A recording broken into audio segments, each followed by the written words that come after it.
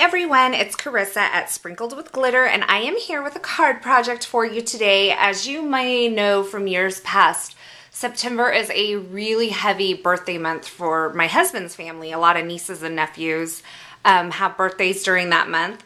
So this tends to be the time of the year when I make a lot of birthday cards, and there's teenage boys and teenage girls and tween girls and all those things. So I tend to make a lot of birthday cards this month.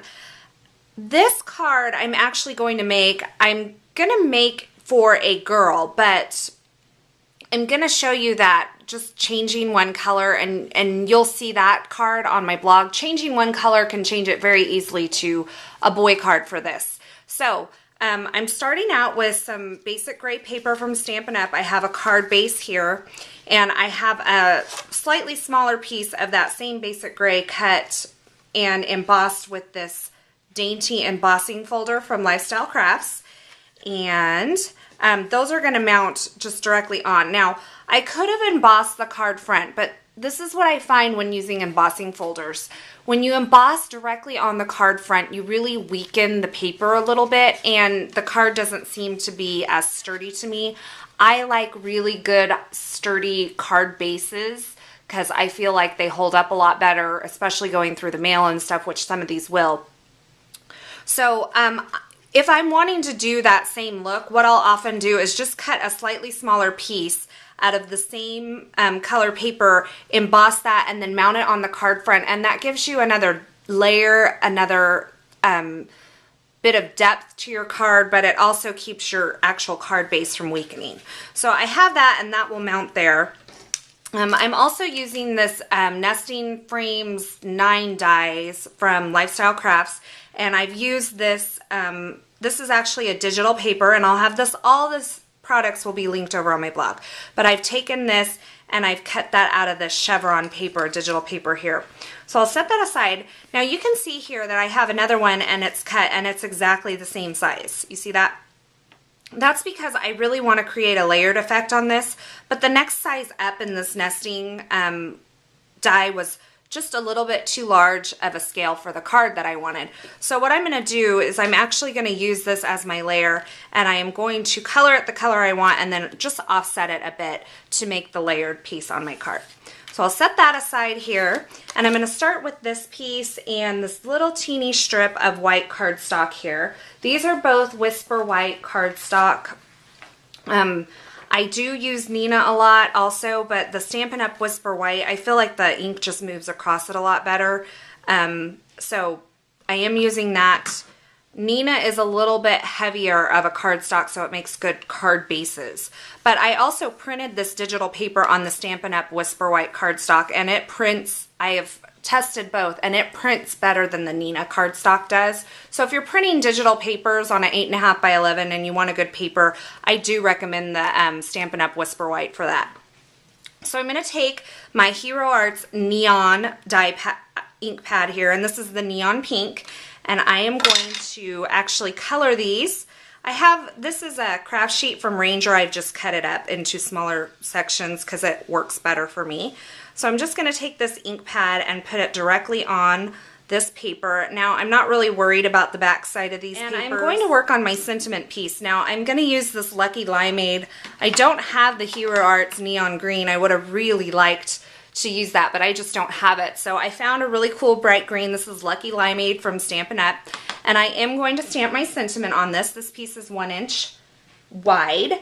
And I have this Make a Wish stamp from Paper Tray Inks Think Big Favorites number 13, and I am going to emboss this on this piece of Lucky Limeade cardstock in white embossing powder. So I'll go ahead and grab my Versamark ink and ink that up.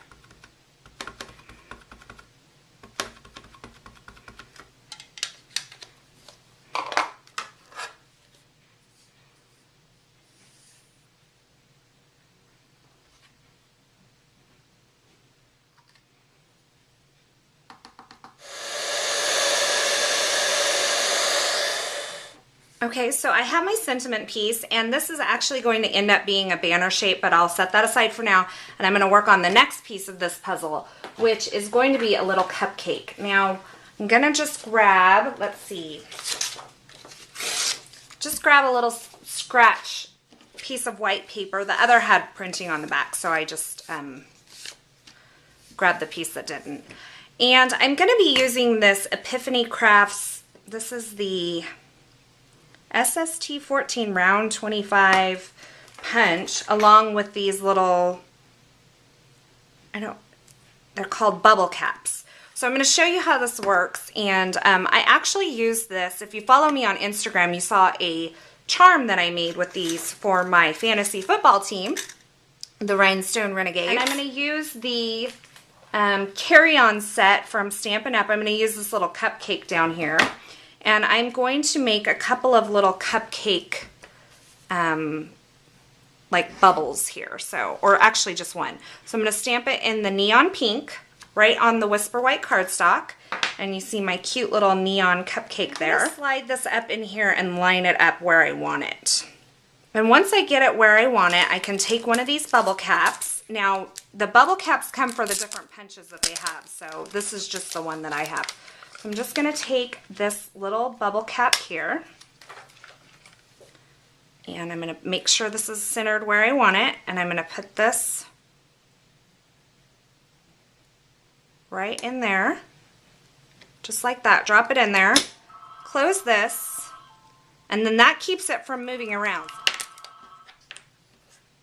I now have my little cupcake.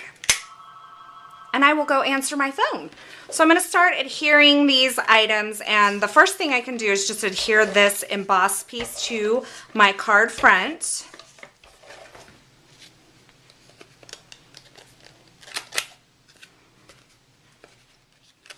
Okay, now I'm just going to mount this chevron piece to my little piece of neon that I colored here. And so what I'll do is I'll just put some adhesive on the back of the chevron piece, and then I'll just kind of scooch this over to where I get just a little bit of that neon pink peeking out behind. And then I'm going to take this to my trimmer, and I'm going to splice off the edge right at about where these little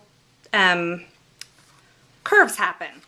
All right, and before I mount this down, I am going to take some dimensionals and put this on the back. Before I release these, I'm just going to grab this gray twine. This twine is from the Twinery. If you know me, I love their twine.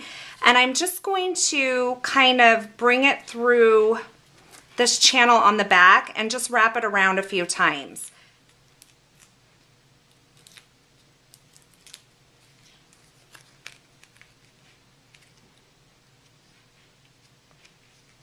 So that'll go on there just like that. Maybe snip a little bit off so that it can go in an envelope nicely. Just like that. And then this piece is going to go right below it, and I'm going to make it a little bit shorter. And I will just cut the little banner tip on this one as well. Probably going to have to start over here. I will attach this, and I think I'm going to use just some of this Tombow Mono multi-glue.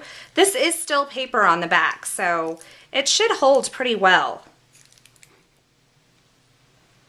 So I'm just going to hold that down for a few seconds and let it bind to that paper, and then I can release it. One more finishing touch, I'm just going to take this chrome silver pearl pin from Viva Decor. I'm going to get it started on this little piece of scratch paper here, and I'm just going to make some little embellishments, just 3 of them along this right here. Here is my card today. It's super simple, super easy, and if you head over to my blog, you'll see where I've taken this exact same card. I'm going to change just one color and possibly the sentiment and make it for a boy instead. So I hope you enjoyed this video, and I hope you have a wonderful day. Thanks for watching.